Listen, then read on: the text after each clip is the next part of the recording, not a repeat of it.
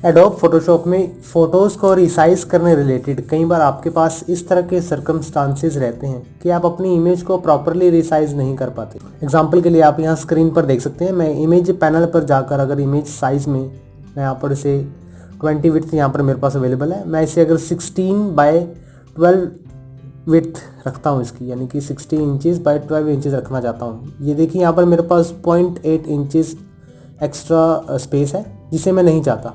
तो आज इस वीडियो में हम ये देखेंगे कि हम किस तरह से एक इमेज को प्रॉपरली रिसाइज कर सकते हैं, उसे एक परफेक्ट रेशियो में। यानी कि अगर मैं इसकी रेशियो को 16/12 चाहता हूँ तो मैं इसे किस तरह से कर सकता हूँ। ऐसा करने के लिए आप इस बटन को अगर आप ऑफ करें तब तो आप डायरेक्टली एक इमेज को 12 इंचेस में कन्वर्ट कर सकते हैं, लेकिन ऐसा करने पर आपकी इमेजेस की क्वालिटी और उसकी हाइट या विड्थ पर इफेक्ट पड़ता है। मैं इसको ज़्यादा करके आपको इस पर इफेक्ट दिखा देता हूँ। अगर मैं इसे 30 पिक्सल्स रखता हूँ, 30 इंचेस, तो आप देख सकते हैं इमेज किस तरह से स्ट्रेचन हो गई है, जो कि बिल्कुल भी सही नहीं। मुझे इस इमेज को प्रॉपरली रिसाइज करने के लिए, इसे प्रॉपर रेशियो देने के लिए क्रॉप टूल की हेल्प लेनी होगी। अभी के लिए इसे कैंसिल करता हूँ। क्रॉप टूल को सिलेक्ट करने के बाद मैं यहाँ पर इसे रिसेट करता हूँ। रिसेट टूल रिसेट करने से आपके जितने भी रेशियो का जो डिवाइडेशन होगा तो वो इंडिपेंडेंटली उसमें कन्वर्ट हो जाएगी, रिसेट हो जाएगी, जिसे आप इंडिपेंडेंटली चेंज कर सकते हैं। अभी के लिए इसे रिसाइज कर लेता हूँ, चेंज कर लेता हूँ। क्रॉप टूल में जाने के बाद इसे रिसेट करेंगे एंड देन रेशियो में मैं यहाँ सेलेक्ट करता हूँ हाइट, विड्थ एंड रेजोल्यूशन। इसमें मैं अपनी इमेज को प्रॉपरली विड्थ, उसकी प्रॉपरली हाइट और उसके रेजोल्यूशन यानी कि पिक्सल्स पर इंच को मैं मैनेज कर पाऊँगा।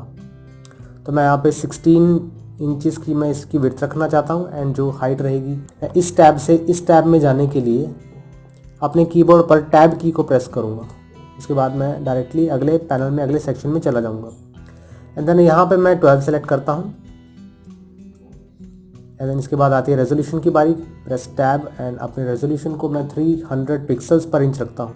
इसके बाद आप की जो इमेज है वो प्रॉपरली रिसाइज हो चुकी है, आप यहाँ देख सकते हैं स्क्रीन पे। मैं इसे टिक करता हूँ एंड देन अब चलते हैं इमेज रिसाइज की तरफ। इमेज सेक्शन में इमेज साइज, अब आप यहाँ पर देख सकते हैं आपकी जो इमेज है वो प्रॉपरली 16/12 इंचेस की सिलेक्ट हो गई।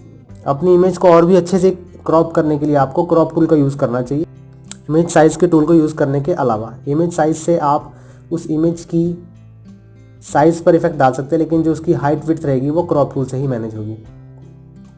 इसके बाद मैं यहाँ पर देखूंगा कि अगर फोटोशॉप में मैं अपना खुद का एक प्रीसेट बनाना चाहता हूँ, एक अपनी खुद की रेशियो देना चाहता हूँ, तो मैं वो कैसे दे सकता हूँ। क्लिक करने के बाद मुझे उसकी हाइट, विड्थ और पिक्सल्स को डिफाइन करना होगा। मैं यहाँ पर 16/12 बाय 300 पिक्सल्स पर इंच रखता हूँ। ओके करने के बाद आप देख सकते हैं कि यहाँ मेरे पास एक नया प्रीसेट जनरेट हो चुका है। अब अगर मैं इसे ओरिजिनल रेशियो में रखता हूँ और फ्रीली एडिट करता हूँ एंड टिक करने के बाद अगर मैं इस इमेज को 16/12 और 300 पिक्सल्स पर इंच में एडिट करना चाहता हूँ या क्रॉप करना चाहता हूँ तो मैं उसे डायरेक्टली यहाँ से कर सकता हूँ। मुझे बार बार इस ऑप्शन की ज़रूरत नहीं पड़ेगी। मैं इस ऑप्शन पर क्लिक करके इसे फ्रीली एडिट कर सकता हूँ। तो इसी तरह से आप अपनी इमेज को परफेक्टली क्रॉप कर सकते हैं। आगे की वीडियो में हम देखेंगे कि हम किस तरह से अपने कैनवस साइज़ को इंक्रीज़ कर सकते हैं, यानी कि जिस वर्कस्पेस में हम काम कर रहे हैं हम अगर उस वर्कस्पेस को ही बढ़ाना चाहते हैं तो किस तरह से बढ़ा सकते हैं, इसके बारे में अगली वीडियो में देखेंगे।